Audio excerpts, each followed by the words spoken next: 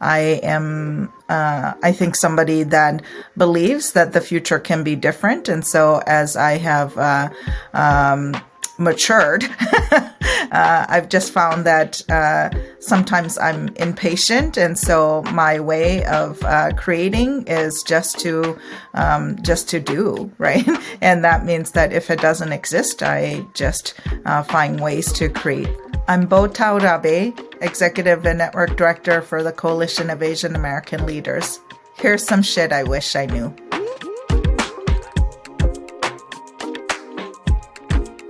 As a child refugee, I arrived here with very little and had to learn, and my family had to learn, and I had to really just watch my parents navigate a whole system that wasn't set up for them, and learning that when things are not set up for you, you have to be creative about how to make things work.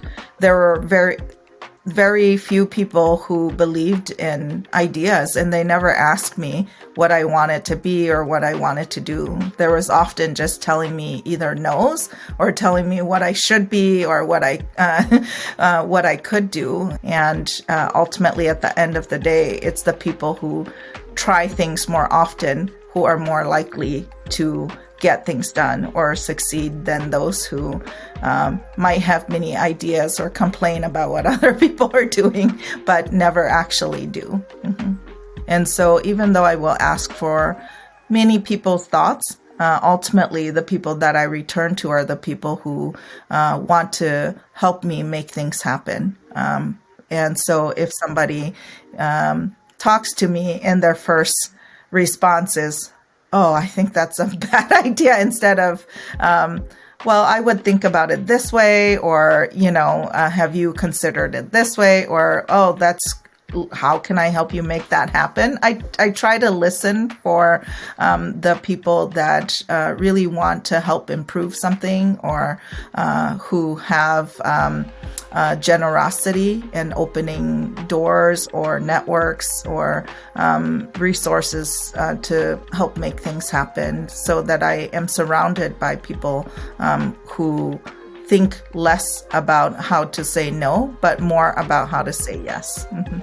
At the age of 7, I was already my parents' interpreter. They took me to every appointment. And soon enough, my mother said, "Oh, sure." She started telling all my aunts and uncles, if you have stuff that is in English that needs to be translated or things, you can bring it over. And so, sure enough, in high school, almost every day, I would have aunts and uncles who would bring me their mail to look at, just because they didn't know if it was important or things like that. And so one evening I came home and I had several aunts there who had, mail, and most of it was just junk mail, but they didn't know that, right? So I was really upset, and I told my mother, they have children too. Why do you keep telling them to come here, right?